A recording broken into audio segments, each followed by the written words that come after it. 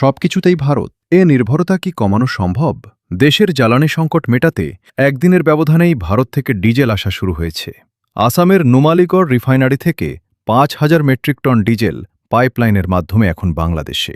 সম্প্রতি অর্থমন্ত্রী আমির খসরু মাহমুদ চৌধুরী ভারতীয় হাইকমিশনারের সাথে বৈঠক করেন, যেখানে আগামী ৪ মাসে অতিরিক্ত ৫০,০০০ মেট্রিক টন ডিজেল সরবরাহের প্রস্তাবে ইতিবাচক সাড়া দিয়েছে দিল্লি। প্রশ্ন উঠছে, প্রচণ্ড ভারত বিরোধিতা সত্ত্বেও কেন এই নির্ভরতা? উত্তরটা লুকিয়ে আছে ভৌগোলিক বাস্তবতায়। বাংলাদেশের ৩ দিকেই ভারত, ফলে আন্তর্জাতিক বাণিজ্য ও স্থলপথের যোগাযোগে ভারতের বিকল্প নেই।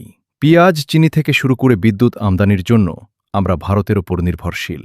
শেখ হাসিনার আমলে 7 সিস্টার্সের নিরাপত্তা নিশ্চিত করার বিনিময়ে যে বড় বড় অবকাঠামো সুবিধা আদায় করা হয়েছিল, সেই ধারা বর্তমান সরকারকেও বজায় রাখতে হচ্ছে। আবেগ বা রাজনীতি যাই হোক না কেন, দক্ষিণ এশিয়ায় স্থিতিশীলতা বজায় রাখতে বাংলাদেশ ও ভারত একে অপরের পরিপূরক।